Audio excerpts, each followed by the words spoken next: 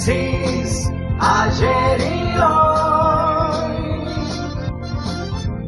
aprendiendo del pasado, de Génesis, ayer y hoy. Hace 37 años, y muy cerca de la sede de Radio Belgrano, a la vuelta, en el Hotel Clarish, se iba a hospedar una persona que era un símbolo de una situación diferente que vivía la Argentina. Porque el país había podido votar, había podido elegir, había podido participar el peronismo, tantas veces proscripto, pero había perdido por primera vez una elección, porque el presidente era Alfonsín. Y la huésped que se iba a alojar allí era María Estela Martínez de Perón, que regresaba de su exilio en Madrid un día como hoy, hace 37 años. El presidente del Partido Justicialista interino era el vicepresidente, que entonces era Lorenzo Miguel. Y a pesar de que la campaña de Alfonsín había sido basada en denunciar un pacto que nunca existió, porque el pacto lo tuvo él con los militares, en realidad el pacto sindical militar que él denunció lo llevó a Lorenzo Miguel a hacerle un juicio al propio Alfonsín por sus dichos, y a pesar de todo lo que se había jugado, porque era la primera vez que el justicialismo había perdido una elección, había aceptado el peronismo colaborar con el gobierno de Alfonsín y llegar a acuerdos mínimos y básicos para que funcionara la democracia a pleno.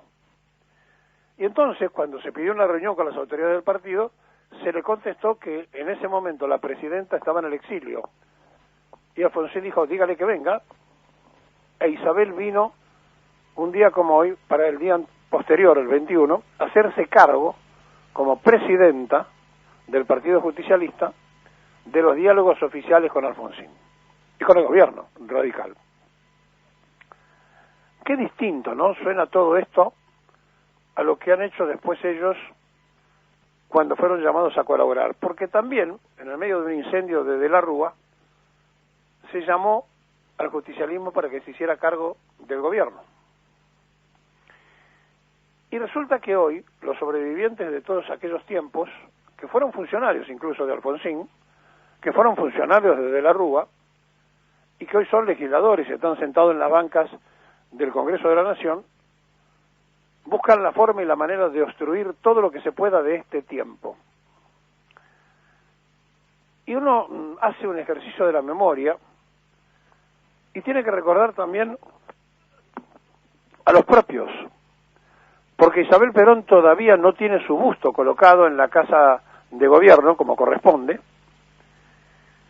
y las promesas se hacen y no está, y tampoco está el de Menem, y las promesas se siguen haciendo y no se colocan. Y entonces nos preguntamos si ahora Fernández, que asumió una presidencia del Partido Justicialista, ya no como presidente de la Nación, que le corresponde hacerlo, sino como presidente del Partido Justicialista, ¿va a poner el busto de Isabel y el de Menem? ¿Lo va a hacer? Porque en realidad tenemos estas cosas que marcan a fuego los negacionistas de algunos. Entonces inmediatamente saltan los demás, pero lo que pasa es que no son qué cosa, no son peronistas, no importa. Es una obligación de la democracia tener los bustos de todos los presidentes del país allí. Claro, parece una pavada, pero es una demostración de cómo somos de crueles en nuestra imaginaria propia identidad. Y cada vez que uno tiene que sumergirse en la propia historia y encuentra estas cosas tan pequeñas, tan chicas, y así como castigamos a Alfonsín, tenemos que decir que fue él el que le restituyó la pensión de la que hoy vive en España la tercera esposa de Perón. Porque si no se le hubiera restituido esa pensión, hoy Isabel no tendría de qué vivir. Tiene más de 90 años y vive de esa pensión que se restableció. Porque correspondía, porque era ley. Bueno, pero el gesto lo hizo Alfonsín, en agradecimiento a que habían sido convocados y habían concurrido para darle una mano a la democracia de aquel tiempo. Claro, han pasado muchas cosas, y las cicatrices del bombardeo, del fusilamiento, de la cantidad de intendentes y funcionarios que presentaron los radicales durante todos los golpes militares, en la Revolución Argentina, en el proceso militar, la participación en el 55, en lo de Rojas y Aramburu, hace que haya también una escasa memoria histórica, porque obviamente no se narra todo, y haya generaciones de jóvenes que no sepa que este llamado partido centenario fue partícipe imprescindible de una tremenda culpa de proscripciones durante 18 años. Y como proscribieron, y ellos estuvieron de acuerdo porque no tenían los votos para ganar, buscaron y se asociaron a las botas cuando no tuvieron otro turno. Es muy difícil, es demasiado difícil. Miren, Balbín en el Consejo Deliberante de Vicente López anunciaba con una frase que repetía que todo incurable tenía cura 5 minutos después de la muerte, anunciaba el golpe de Estado. Y le había pedido a las Fuerzas Armadas que se apuraran y que de una vez tomaran la decisión, porque ellos creían que había un país sin rumbo cuando faltaban 6 meses para las elecciones. Y gran parte de la culpa también del movimiento obrero de aquel tiempo, de la conducción de aquel tiempo, que no satisfecho con todo lo que se había alcanzado, el momento ideal en la distribución de las ganancias, y pedían más, y pedían más. Ese desequilibrio, más lo que ocurría entre la guerrilla y las discusiones de un sector y del otro, crearon el clima propicio para un golpe de Estado. Y muchos apostaban diciendo de que cuando peor, mejor, porque el pueblo se va a levantar en armas contra las Fuerzas Armadas. Se equivocaron y se equivocaron feo. Y entonces tuvo que pasar todo lo que se pasó. Tuvimos que contar el mundo de la sangre, de las divisiones, de la fragmentación, hasta que se llegó entonces de vuelta al momento de la democracia. Y allí enseguida convocaron y enseguida estuvo el peronismo. Porque siempre se privilegió la patria, porque siempre se entendió que después de la patria estaba el movimiento y por último los hombres en aquellos tiempos. Después empezó a invertirse todo. Primero se pusieron los hombres, de vez en cuando el movimiento, y casi nunca se acuerdan de la patria.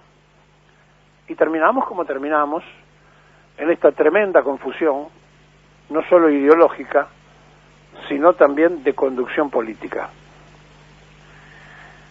Hace 37 años, Isabel estaba en el hotel, algunos en la puerta del hotel pretendían escucharla, pero ella no hacía declaraciones. Sí lo hizo cuando se reunió con Alfonsín, tiempo después, y decía esto. ¿Cómo le va? Mucho gusto. Muchas gracias. Bueno, queremos saber cómo está. Yo, gracias a Dios, muy bien, y ahora mucho mejor porque estoy aquí al lado de nuestro presidente. Muy bien. Ya sabe que yo soy de pocas palabras, porque Así las es. palabras las tiene el presidente. Ha Así sido que muy le dejo, gentil. le dejo la palabra a él. Ha sido muy gentil la señora. Yo por lo general cada vez que llego a Madrid procuro encontrarme con ella. Esta vez ella ha venido a saludarme, que agradezco tanto. Y bueno, hemos hablado de las cosas de nuestro país, de la solidaridad con las instituciones, con las de la Argentina que tiene la señora. Sí, me ha felicitado por el tratado con España. Y hemos hablado de cosas comunes y de preocupaciones comunes. Exactamente. Con la gentileza que siempre... Y eso pasó tan rápido en la historia que seguramente muchos no lo recuerdan. Esos muchos que guardan silencio cuando un señor pide asilo en Uruguay y una jueza argentina le está pidiendo a Interpol que lo detenga, y luego vamos a ampliar, por las violaciones que hizo. ¿Cómo llamamos a eso? ¿La doble moral? ¿Cómo podemos indicar el silencio aterrador de los republicanos, de los democráticos, de los abanderados de la libertad, que no dicen nada de Pepín? ¿Qué les pasa, muchachos? Resulta que hay impunidad si se quiere cambiar parte de la justicia que no funciona, supuestamente para proteger a funcionarios kirchneristas. Y hay un silencio absolutamente cómplice de un fugado que se fugó porque sabe que él tiene muy complicado no solamente al expresidente Macri, sino también al mismísimo presidente de la Corte Suprema de Justicia, con quien habló 80 veces. Sí, el que quisieron poner por decreto durante el gobierno anterior y que hoy es presidente de la Corte Suprema de Justicia. El ex abogado de Clarín. Por lo tanto, nosotros simplemente recordamos la historia. Cuando llamaron a la mitad que no había votado la gente, esa mitad estuvo siempre.